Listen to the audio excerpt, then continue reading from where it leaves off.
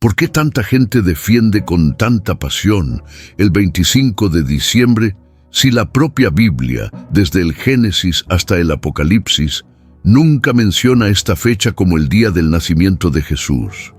¿Por qué una celebración que debería señalar al Salvador se convirtió para millones en una mezcla de luces, compras, ansiedad, tradición automática y símbolos que casi nadie puede explicar de dónde vinieron? Y la pregunta que atraviesa este video como una cuchilla silenciosa es simple. Cuando dices «Feliz Navidad», ¿qué exactamente estás celebrando? Porque existe un enigma aquí, un enigma antiguo, escondido a la vista de todos. Algo que fue siendo cosido a lo largo de los siglos, hasta parecer tan normal que nadie más lo cuestiona. El árbol en la esquina de la sala, las coronas en la puerta, las luces parpadeando, la mesa llena, el intercambio de regalos, el personaje de barba blanca vestido de rojo. Todo esto parece inocente, familiar, bonito. Pero, ¿es bíblico? ¿Es cristiano? ¿O será que es una herencia cultural tan antigua que terminó mezclándose con la fe? Y sin darnos cuenta, mucha gente terminó adorando el envoltorio y olvidando el contenido. Hoy quiero llevarte por un viaje que no está hecho para crear peleas en Internet. Esto no es para generar miedo ni culpa, es para generar claridad. Y la claridad a veces incomoda, porque la verdad no necesita gritar, solo necesita aparecer. Y cuando aparece, cambia la forma en que vemos todo. Entonces, regresa conmigo, regresa muchos siglos, regresa a antes de que el cristianismo fuera mayoría. Regresa al corazón del Imperio Romano, donde diciembre ya era un mes cargado de festivales, rituales, símbolos y significados. Uno de los más famosos era la Saturnalia, dedicada a Saturno, asociado con la agricultura y la idea de una era dorada. Era un período en que el orden social parecía volverse al revés. Fiestas prolongadas, banquetes, juegos, excesos, una atmósfera de libertad temporal, intercambio de regalos e incluso decoraciones con ramas y plantas que permanecían verdes en invierno, como si el pueblo dijera, la vida sigue aquí, incluso cuando todo parece frío y muerto. Y ahí podrías pensar, ¿pero qué tiene esto que ver con la Navidad? Aquí es donde el enigma comienza a tomar forma, porque cuando el cristianismo se expandió dentro del mundo romano, encontró algo que los misioneros y líderes cristianos siempre encuentran en cualquier época. Las personas no cambian de cultura de la noche a la mañana. Las tradiciones son como raíces. Puedes cortar el tronco, pero si la raíz está viva, brota de nuevo. Y muchos defienden que, ante esto, parte de la estrategia histórica fue reemplazar significados antiguos por significados cristianos para redirigir el corazón de las personas. En lugar de intentar borrar todo, sobreponer algo nuevo. Es en este escenario donde entra la famosa asociación del 25 de diciembre con el nacimiento de Cristo. Muchos estudiosos señalan que este periodo coincidía con festividades relacionadas con el solsticio de invierno y cultos solares, incluido el llamado Natalis Solis Invicti, el nacimiento del sol invencible, promovido oficialmente en el Imperio Romano en el siglo III. Y el simbolismo es evidente. Cerca del solsticio, los días comienzan a alargarse lentamente. El mundo antiguo leía esto como un triunfo de la luz sobre las tinieblas. Ahora piensa conmigo, cuando quieres anunciar a Jesús en un mundo que ya piensa la luz vence las tinieblas, ¿qué metáfora sería más poderosa que afirmar que Cristo es la verdadera luz del mundo? Solo que aquí aparece la pregunta que no podemos evitar. Si la fecha no nace de un mandato bíblico, si aparece como una tradición histórica y cultural, entonces lo que sostiene la Navidad no es el calendario, es Cristo. Y cuando nos aferramos al calendario como si fuera sagrado, corremos el riesgo de defender con uñas y dientes algo que Dios nunca ordenó y olvidar la esencia que Dios realmente reveló. Y ahí viene el segundo choque, los símbolos. Porque el enigma de la Navidad no está solo en la fecha, sino en el paquete completo que acompaña la fecha. Por ejemplo, ¿por qué traer un árbol a casa? ¿Por qué decorar con cosas brillantes? ¿Por qué luces? ¿Por qué una estrella en la cima? ¿Por qué coronas circulares? ¿Por qué la sensación de que todo tiene que ser grande, bonito, perfecto y fotografiable?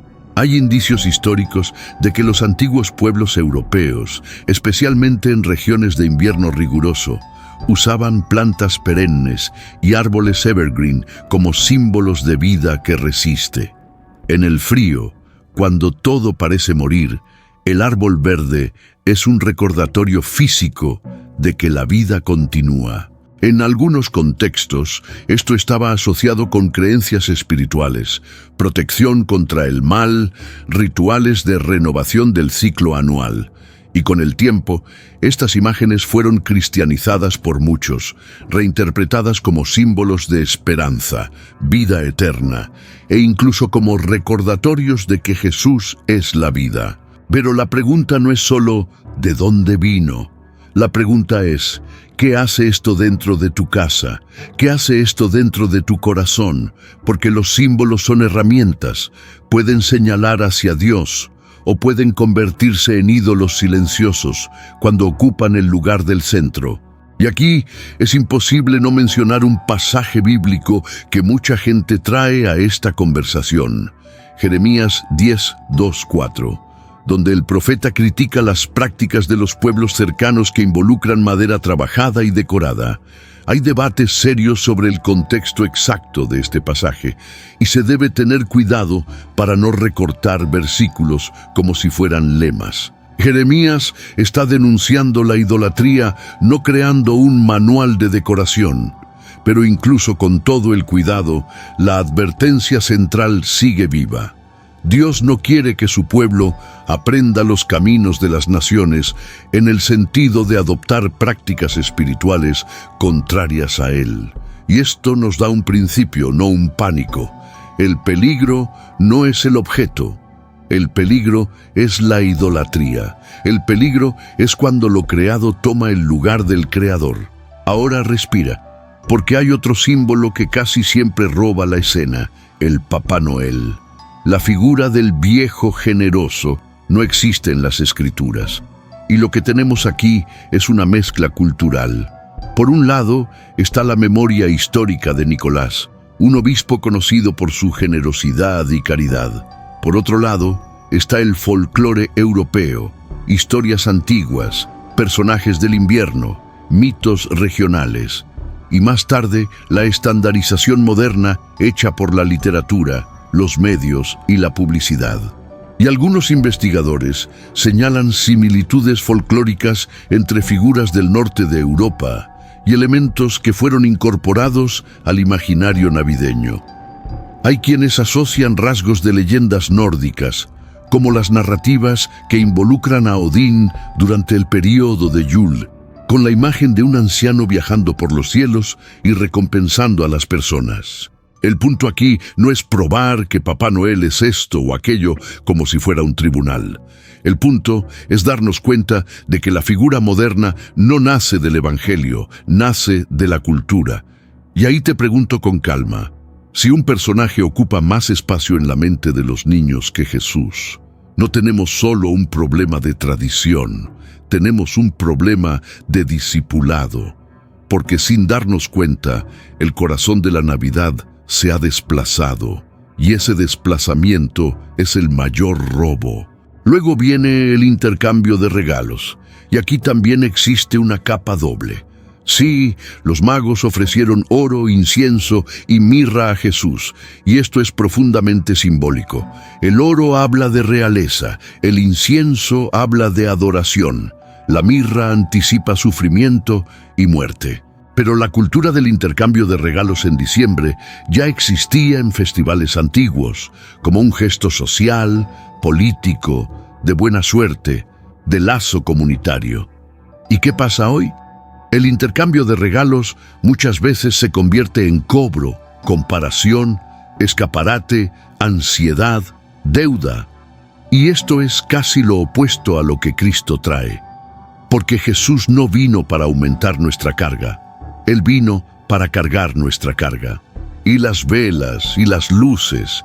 En el mundo antiguo, la luz en el invierno era esperanza, era protección, era símbolo espiritual, era alejar las tinieblas. En el Evangelio, la luz recibe un nombre, Jesús. Yo soy la luz del mundo, dice él en Juan 8:12. Entonces, ¿te das cuenta? Hay un punto en el que los símbolos culturales pueden ser redirigidos de forma hermosa, pero también hay un punto en el que los símbolos culturales se convierten en distracción. La diferencia entre una cosa y otra es intencionalidad, es conciencia, es centralidad. Ahora, antes de avanzar al corazón bíblico de la historia, permíteme aclarar algo. La Biblia no manda celebrar el nacimiento de Jesús en una fecha específica. Tampoco prohíbe que te reúnas con tu familia, agradezcas, cantes, hagas una comida, practiques generosidad. El Nuevo Testamento insiste en la centralidad de Cristo y en una vida en santidad. Y aquí es donde mucha gente se equivoca, yendo a extremos, o transforma la Navidad en idolatría cultural, o convierte el asunto en una guerra, como si la fe fuera un martillo para golpear a los demás. Pero Jesús no nos llamó para ganar discusiones. Él nos llamó para permanecer en Él. Y para eso tenemos que volver al principio, porque la verdadera historia de la Navidad no comienza en Roma ni en los festivales de invierno. Comienza en el lugar más improbable, el Edén, justo después de la caída. Cuando el hombre cae, cuando la vergüenza entra, cuando el pecado muerde la historia como un veneno, Dios ya anuncia la respuesta. En Génesis 3:15, Dios habla de la simiente de la mujer que aplastará la cabeza de la serpiente. Esta es la primera promesa mesiánica, el protoevangelio. La Navidad, entonces, no es solo un nacimiento, es el comienzo visible de la ejecución de un plan antiguo. Y el Antiguo Testamento se convierte en un camino lleno de señales. Noé y el arca preservando vida en medio del juicio. Abraham y el Cordero sustituyendo a Isaac, como si Dios dijera, yo mismo voy a proveer un sacrificio, el éxodo y la sangre del Cordero, y las casas siendo protegidas de la muerte. Sacrificios repetidos, señalando algo que aún no ha llegado. Todo esto son sombras, y cuando ves sombra es porque hay una realidad que se acerca. Los profetas mantienen viva la esperanza como una antorcha en el viento. Isaías anuncia lo imposible. Una virgen concebirá y dará a luz, y él será llamado Emanuel, Dios con nosotros. Miqueas señala el lugar. Belén Efrata, pequeña, casi invisible en el mapa, pero elegida para el punto de impacto de la historia. Y esto revela el estilo de Dios. Él elige lo pequeño para avergonzar lo grande. Él elige lo improbable para mostrar que no es fuerza humana, es soberanía divina. Y cuando llega el tiempo adecuado, no es un tiempo cómodo. Es un tiempo de opresión romana, de ansias de liberación, de expectativas políticas. Pero Jesús no entra en la historia para satisfacer el hambre de poder humano. Él entra para inaugurar un reino espiritual. Y esto lo cambia todo. En Nazaret, un pueblo despreciado, Dios visita a una joven llamada María a través del ángel Gabriel. Lucas 1:26-38. Un anuncio que quiebra la lógica. Ella concebiría por obra del Espíritu Santo. El niño sería llamado Jesús, y María responde con un sí que cuesta caro. Porque un sí a Dios a veces es un no a la aprobación del mundo. María arriesga honra, reputación, seguridad. Aún así, ella se rinde. He aquí la sierva del Señor. Esto es fe. La fe no es ausencia de miedo. La fe es confiar incluso temblando. Y José, el hombre silencioso de la Navidad, elige obedecer, elige proteger, elige asumir, Elige cuidar. La historia entera está construida sobre personas comunes siendo usadas por un Dios extraordinario. Luego viene el decreto de César Augusto, el censo, el viaje a Belén. Lucas 2:1-7. El largo camino, María al final del embarazo, la incomodidad, la falta de lugar. Y ahí sucede la escena que debería ser más fuerte que cualquier árbol iluminado. El Hijo de Dios nace en humildad y es colocado en una pesebre. El Creador entrando al mundo sin escenario. Y esto no es un detalle poético, esto es teología viva. Es Dios diciendo: mi reino no viene con ostentación, mi reino viene con amor. Esa misma noche, los pastores reciben la noticia. No reyes, no políticos, no sacerdotes poderosos, pastores, gente simple. Lucas 2:10. No temáis. La alegría es para todo el pueblo, y una multitud celestial canta: gloria a Dios en las alturas y paz en la tierra. Y los pastores corren, no se quedan debatiendo, van, encuentran y vuelven transformados, porque un encuentro real con Cristo cambia el corazón. Luego, magos del Oriente siguen una señal y llegan a Jerusalén. Mateo 2. Gentiles, extranjeros. Gente de afuera siendo atraída hacia adentro. Y esto es un anuncio silencioso. El Mesías no vino solo para un pueblo, vino para las naciones. Llegan, provocan inquietud, y Herodes reacciona como las tinieblas siempre reaccionan cuando la luz aparece. Y con miedo, con control, con violencia. La masacre de los inocentes revela la brutalidad de un corazón que ama el poder. Pero Dios protege al niño. José huye. El plan continúa. Porque nada, absolutamente nada, frustra lo que Dios ha determinado. Y luego llegamos al centro, Emmanuel, Dios con nosotros. No es metáfora, es realidad. Filipenses 2:7-8 habla del vaciamiento del siervo de la obediencia. Jesús no vino para ser un símbolo, Él vino para ser el Salvador. Y esto nos lleva al tema: fecha, símbolos, tradición. Todo esto se convierte en secundario cuando el centro es Cristo. Pero cuando Cristo sale del centro, cualquier cosa se convierte en excusa, en espectáculo, en idolatría. Y aquí está el giro más importante del video. La discusión no es ¿se puede o no se puede tener árbol? La discusión es ¿quién reina? La discusión no es ¿cuál es el origen exacto de cada costumbre? La discusión es ¿dónde está tu tesoro?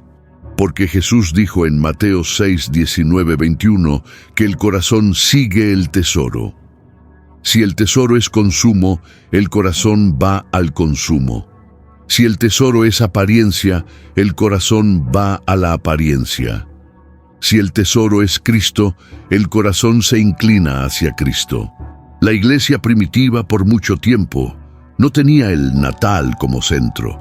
Había un énfasis mayor en la muerte y resurrección, porque ahí está el clímax de la redención.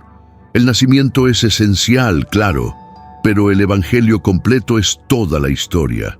Pesebre, cruz y tumba vacía. Y cuando transformamos diciembre en un teatro emocional y olvidamos la cruz, creamos una Navidad sentimental, pero no necesariamente cristiana. Entonces, ¿qué hacer con todo esto?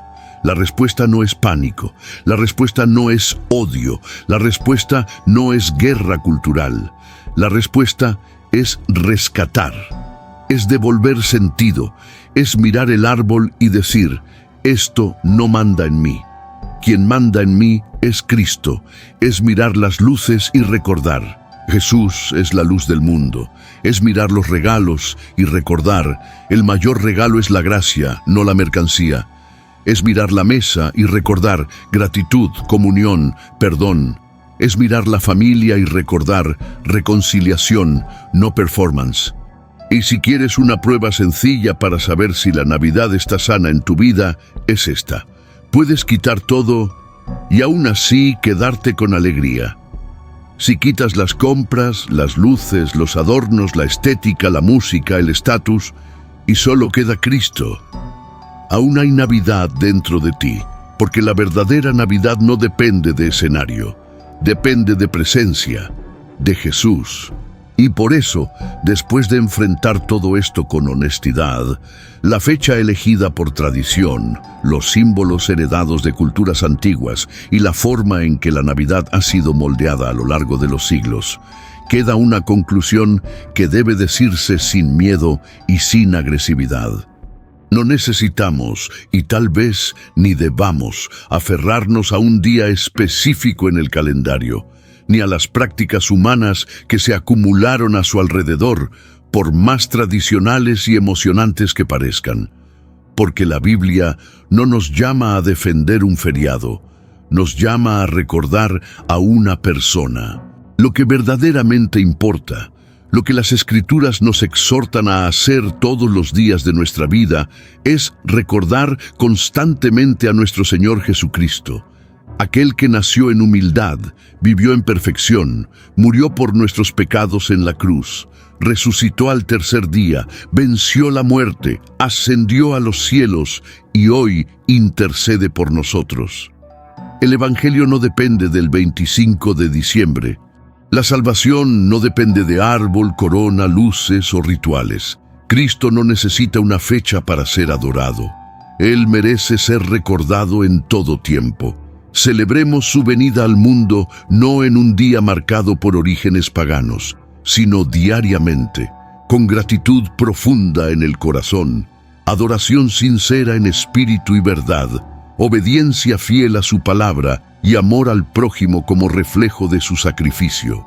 Que nuestra vida entera sea un recordatorio vivo de Jesús, el Salvador. Si esta reflexión detallada te ayudó a ver con claridad, da me gusta en el video, compártelo con aquellos que necesitan escuchar este mensaje bíblico, suscríbete al canal para más contenidos fundamentados en las Escrituras y deja tu comentario. ¿Cómo elegirás recordar diariamente a nuestro Jesús? Que el Señor te bendiga abundantemente en tu caminar de fe.